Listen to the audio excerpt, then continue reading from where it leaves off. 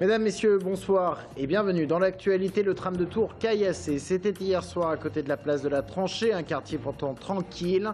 3 vitres ont été brisées, le tram a dû être évacué, aucun blessé. 3 hommes ont été interpellés, dont 2 mineurs. Ils seront présentés à la justice demain.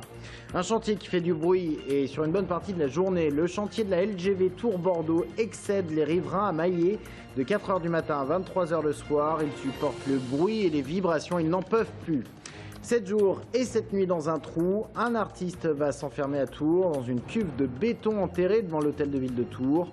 Une performance pour vivre des expériences extrêmes. Le tram de Tours caillassé, et ce pour la première fois. Les faits se sont déroulés hier soir dans un quartier plutôt calme de Tours-Nord. 3 hommes, dont 2 mineurs, ont été interpellés. Ils seront présentés à la justice demain. Anaïs Michaud. Il est 21 h 55. La rame de tram circule sur l'avenue Maginot. En arrivant à côté de la place de la Tranchée, elle se fait caillasser sur l'arrière. Bilan, 3 vitres latérales cassées, mais aucun blessé. Un restaurateur, qui n'a pas souhaité s'exprimer face caméra, raconte qu'il a entendu du bruit et a vu s'échapper 3 jeunes en direction de la place Coty. La police, qui est venue l'interroger, lui aurait parlé de 13 impacts sur la rame. Il explique également qu'un important dispositif de patrouille a été mis en place dans le secteur. Finalement, 3 Tourangeaux ont été interpellés dans la nuit sur signalement. Placés en garde à vue, ils ont reconnu les faits. Parmi eux, 2 mineurs et un majeur. Ce dernier, sous l'emprise de l'alcool, a déclaré à la police que le tram avait détruit sa maison. Fil Bleu, de son côté, relativise l'événement, mais a tout de même porté plainte. Les 3 vitres ont été changées et la rame est de nouveau fonctionnelle. Un caillassage qui n'est pas un cas isolé, puisque la société rappelle qu'il y a en moyenne 40 jets de projectiles par an sur les bus. Pour celui de ce mercredi, en tout cas, l'enquête se poursuit. Les 3 caillasseurs comparaîtront demain après-midi. L'avocat de Jean Germain dans l'affaire des mariages chinois soupçonne une manipulation de la justice. Dominique Tricot s'étonne du report de la convocation du maire de Tours qui était prévu hier matin. Jean Germain était bien convoqué, mais le juge d'instruction en a décidé autrement.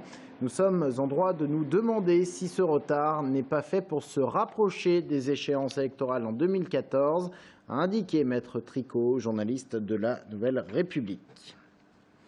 La loi sur le non-cumul des mandats votée par les sénateurs aujourd'hui, mais avec une sérieuse limite au non-cumul. Hier soir, 3 amendements ont été adoptés.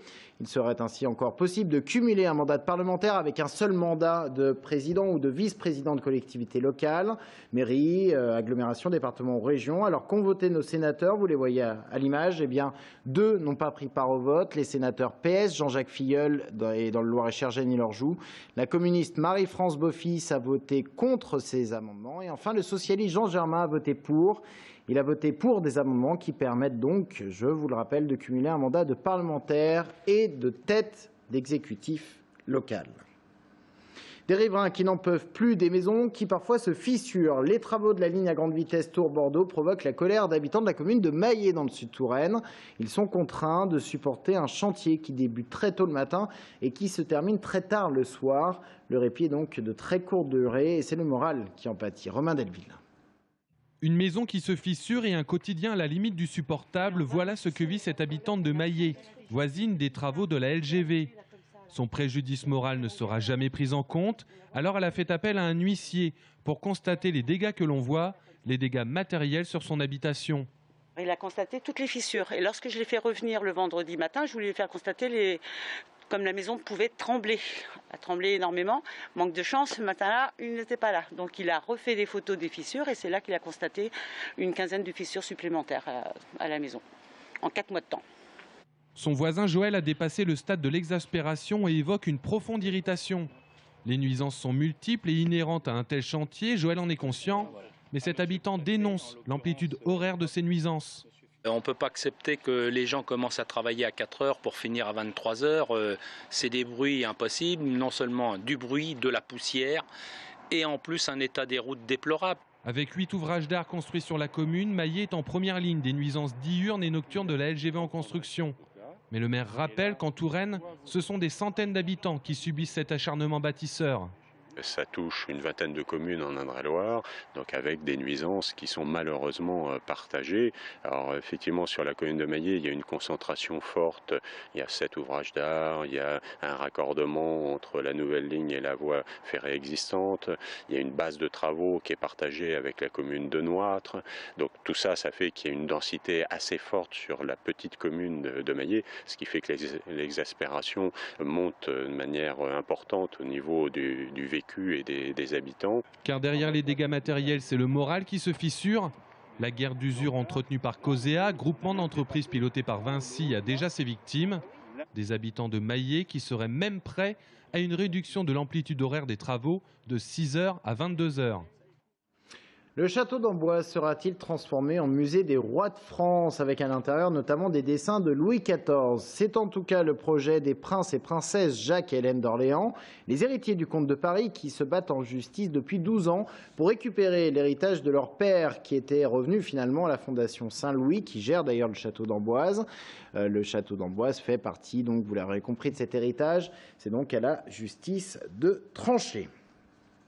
Focus maintenant sur une méthode éducative qui suscite interrogation. Une école dans une yourte va ouvrir prochainement à Fondettes. Elle appliquera la méthode Steiner. C'est une méthode d'enseignement alternative à celle de l'éducation nationale. Présentation avec Brian Bock. Contrairement aux apparences, nous ne sommes pas au fin fond de la Mongolie, mais à Fondettes, près de Tours. Cette yourte, fraîchement installée, accueille une école maternelle. Ici, les enfants sont scolarisés de 2 à 6 ans selon une méthode pédagogique appelée méthode Steiner, venue d'Allemagne. L'enfant joue et en jouant, il apprend. Il n'y a pas de programme, il y a une pédagogie centrée sur l'enfant et sur l'éveil de tous les sens de l'enfant. Le petit bonhomme s'envole sur le toit de l'école. Akiko Hirai, la maîtresse, se veut développer la créativité et l'imagination des élèves à travers des activités manuelles et artistiques. C'est le jeu de la peinture. Et après, on fait le chant, la poème et les jeux de doigts. Cette école, qui s'appelle l'école du Petit Pommier, est en fait une association de parents d'élèves qui ont investi 8 000 € dans la yourte. L'école devrait ouvrir officiellement à la Toussaint à condition d'avoir les agréments obligatoires. À ce jour, la mairie de Fondettes, où est installée la yourte, n'est pas au courant du projet. La ville de Saint-Denis, en banlieue parisienne, propriétaire du terrain, n'est également pas avertie de la présence de l'école, tout comme l'éducation nationale. 10 ou 20 km, c'est au choix des 14 000 participants qui courront dimanche dans les rues de Tours. Dernière ligne droite pour les préparatifs. Et les bénévoles qui s'activent, image d'une trentaine de bénévoles qui se sont activés pour remplir les sacs de ravitaillement. C'est chargé là. Oh, il faut pas me prendre mon travail. Oui, mais... Donc, dans les sacs, nous avons une bouteille de Powerade, 2 bouteilles de cristalline, une brioche, une barre de chocolat, une barre de céréales, une Ovaltine, un pansement. Voilà, nous avons tout.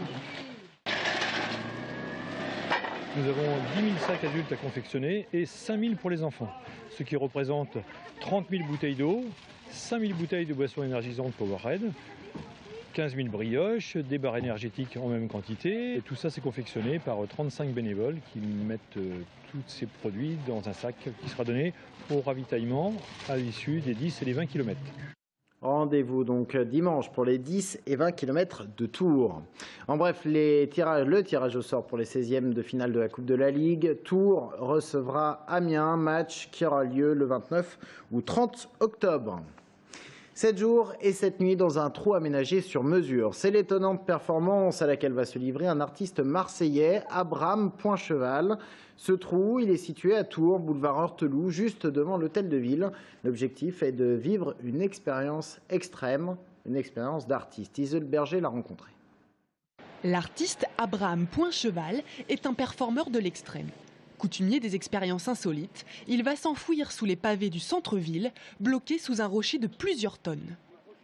604 800 secondes à Tours, c'est le nom qu'il a choisi pour son séjour artistique plutôt atypique. Là, c'est d'être immergé totalement dans la ville, c'est-à-dire au ras de la ville, juste un petit peu en dessous, et d'être comme une sorte de, comment dire, vigie qui écouterait, qui resterait comme ça sous terre et qui écouterait toute la ville pendant une semaine. Voilà, on est devant la mairie, voilà, il y a des parterres de fleurs, tout ça, il y a un sol d'allée. Mais voilà, juste de se poser un petit peu en dessous de ces dalles, tout à coup ça change tout et c'est une véritable aventure. C'est dans ce cylindre en béton qu'Abraham effectuera sa retraite souterraine en milieu urbain. Son trousseau se compose d'une lampe, d'une caméra ainsi que 2 téléphones pour rester en contact avec la surface. L'atelier Eternal Network assure toute la logistique et veillera sur l'artiste. C'est d'abord adressé à un architecte qui est Bertrand Penneron pour qu'il nous dessine le trou et la manière dont ça pouvait fonctionner. Et ensuite avec ça on a sollicité l'architecte des bâtiments de la ville de Tours pour lui expliquer le projet et à la suite de ça en fait tous les services de la mairie ont suivi le projet, nous ont soutenus et aidés. Abraham Poincheval investira son trou demain à 17 h et si tout se passe bien, il n'en ressortira que 7 jours plus tard. Fin de cette édition, merci de l'avoir suivi. Dans un instant, l'UDI, Pierre Loup, le chef de l'opposition au Conseil général d'Indre-et-Loire, est notre invité. On va parler de la refonte de la carte cantonale. Restez avec nous.